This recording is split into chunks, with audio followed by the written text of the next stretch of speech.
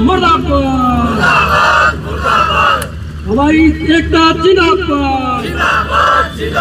सफाई कर्मचारी जो हैं नगर पालिका के और फायर ब्रिगेड के जो कर्मचारी हैं, इनकी जो जायज़ मांगे हैं, इनके ऊपर सरकार ने पहले समझौता किया और आश्वासन दिया था कि हम लोग इनकी पूरी करेंगे, परंतु ये निकम्मी सरकार समझौता करके मुकर गई, इनको आश्वासन देके मुकर गई।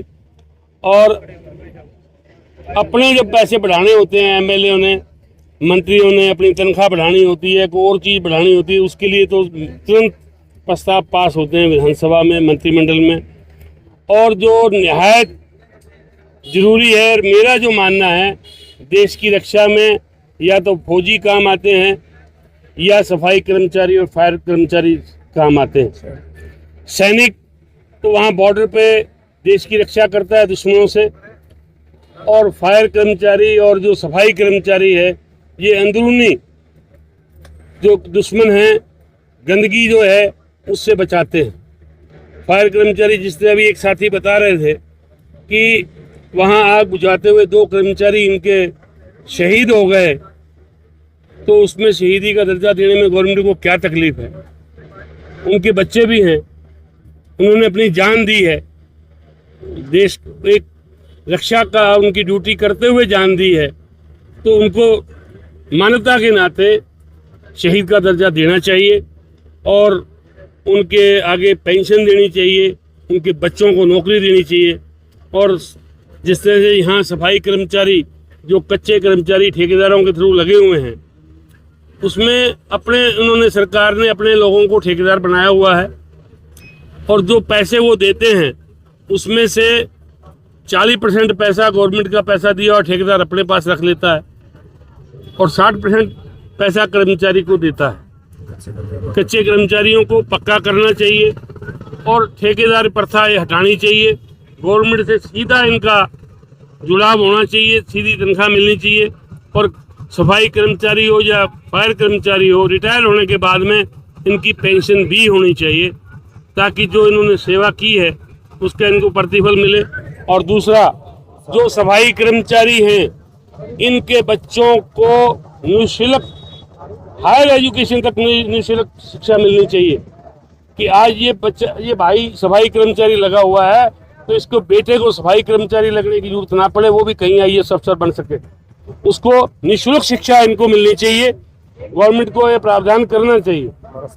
और हमारा समर्थन जो है इन अपने आंदोलन में इनके साथ है, जननायक जनता पार्टी इनके साथ है, और जहां ये जलसा जुलूस करेंगे, वहां हम लोग जहां बुलाएंगे वहां जननायक जनता पार्टी का हर सदस्य इनके साथ खड़ा मिलेगा। ऐसा है, ये सरकार का निकम्मापन है, और सरकार जो है, मेरा मानना है कि ऊपर से चलती है।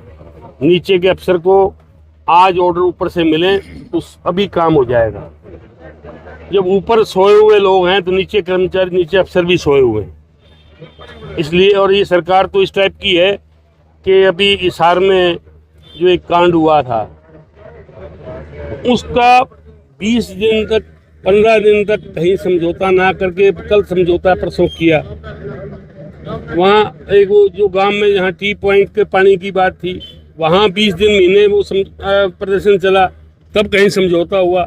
सरकार के पास डिसीजन लेने की पावर नहीं। ये अपने आकाओं को देखते हैं, पूछते हैं, जब तक आकाएं, ऊपर के आका इनको बताते नहीं, आदेश नहीं देते, तब तक ये अपना को डिसीजन नहीं ले पाते। हमारी हड़ताल का 14वां दिन हो चुका है और सरकार ने अभी तक कोई बातचीत करने का कोई सुराग नहीं किया, और जनता वासी भी सोए हुए हैं। अब तक हम सरकार से ये अपील करते हैं, हमारी मांगे जल्द से जल्द पूरी करें और शहर की सफाई कर सकें। हम सरकार से, हम जनता से अब भी वायदा करते हैं, हमारा समझौता अभी करते, अभी तो पूरे दिन में शहर चमकाएंगे, सब पहले शहर चमकाओ। कहना यही चाहेंगे, हमारी 14वां दिन हो गया आज हड़ताल को। सरकार अब तक हमारी सुध नहीं ली, सरकार अपनी हठधर्मी पे अड़ी हुई है। शहरवासियों पे हम माफ़ी मांगते हैं भी, ये कूड़ा करकट का जो ढेर लगा हुआ है, ये हमारी मजबूरी है। सरकार अपने जो वादे खिलाफी कर रही है, मांग मान के भी नहीं मान रही। पीछे हमारी हड़ताल हुई थी 13 दिन की, तो सरकार ने हमारी 22 मांगों में 17 मांगों पे सहमति बनाई थी। उनने कहा था हमारे को थोड़ा टाइम चाहिए, तो हमने 15 दिन का टाइम दिया था। सरकार का कोई लेटर जारी नहीं हुआ। फिर हमने महीने का टाइम दे दिया, फिर भी लेटर जारी नहीं हुआ।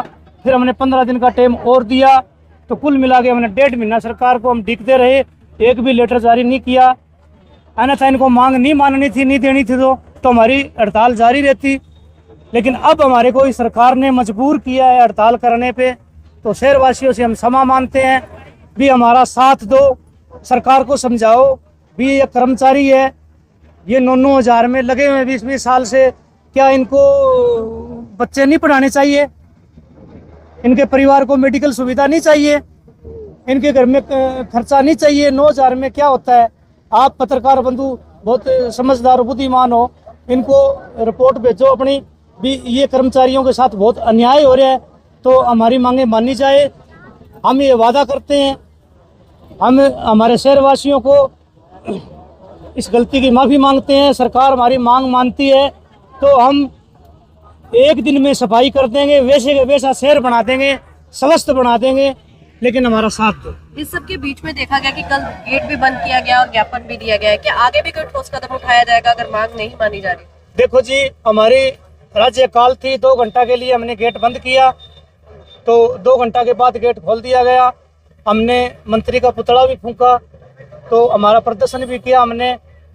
आज हम या कल हम विधायक को ज्ञापन भी देंगे, भी हमारी बात रखें कि हम कोई सीएम की कुर्सी नहीं मांग रहे कि हमें कुर्सी दीजिएगा आप वाली।